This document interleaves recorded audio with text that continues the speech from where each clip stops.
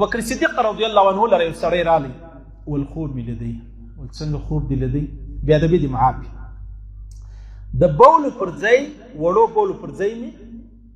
وینه کوله وینه تویېدله راس ابو بکر صدیق و داس ما دا بیانونه سو په موبایلانو سو ولا سې شرمېږم بده خبرو مې یا چې سړی سبا خپل لور ته یا خور ته یا کوروالا ته ولګوي بس سړی ډېر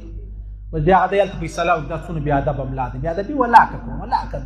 د بېادبۍ ولاکه شوکې او چې زما سره څوک بېادبي کوي زه بیا هغه ګرځم شماره مې لام نه ابو بکر صدیق ته ویلې ول خوب مې لیدی د وړو بولو پر ځای چې وینه مې کوله دور ته ویلې توبه وباسه توبه اول توبه د چی څه وباسم ول ته د خپلې کوروالا سره په ماهواري کې چیشکې هم بسترې کوي لہذا له دې توبه وباسه اول توبه استغفر الله او خبره ده داسې د کومه ځای سره لګی عقل خو ځان ته شی دی او فهم خو ځان ته شی دی او خبره 1000% هغسې و 1000% کم سړی د خپلې کوروالا سره په هغه حال کې چې هغه وده ته جایزه نه وي دی ورنږدې سي دا معنا یې وله او عجبه بله درته کوم غالبا عبدالله ابن عباس اکام المرجان والا لیکلی دی عبدالله ابن عباس روایت دی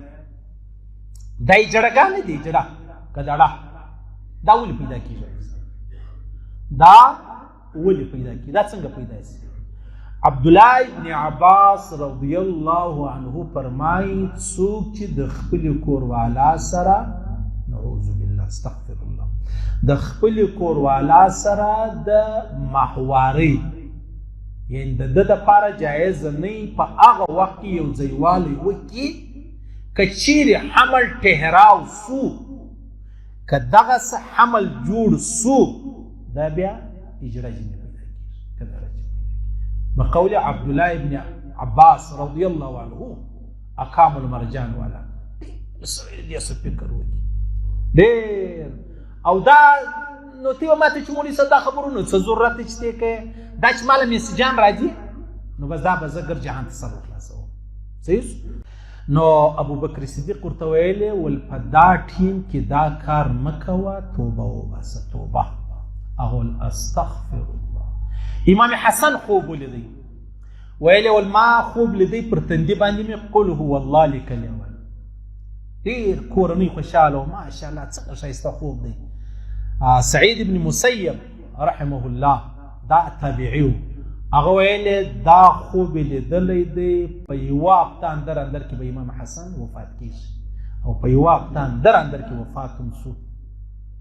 اوس په ظاهره څنګه خوب دی قل هو الله لیکلی ده لیکن چې بیا یې باطن ته وکتل په باطن کې څه شی رالی په باطن کې بیا هغه شی رالی چې د ده په 1000% کې 1% هم فکر چې دی هغه نه و کومه ځای سره څونه لرې بوته او کوم ځای ته یې ورسوله بیا پیغمبر علیه الصلاة والسلام فرمایي عزیزانو خوب چې دی سړی شینګشتیا په خوب وویني دا جنت دی سړی شیدې په خوب وویني دا فطرت دی فطرت ویچ او یو سړی کجوري په خوب وویني خرما دا رزق دی یو سړی د پښو بیړې چې کومې بولي زنځیرې پښو ته راچولي دا ثابت قدمي ده په اسلام کې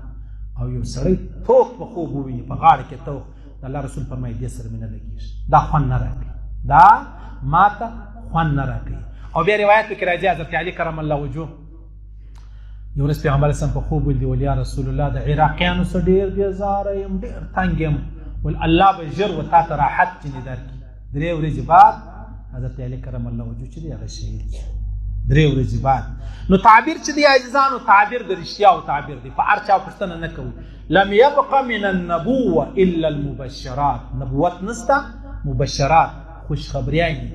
داسته قالوا ما المبشرات یا رسول الله مبشرات څه ته ویل کېږي الرؤیا الصالحه رښتیا خوبونه رښتیا نو په دې وجه باندې عزیزانو کوم ښه خوب ولیدی خو وشار سړي ته وایي وشاران خو سره وستله ما په کتاب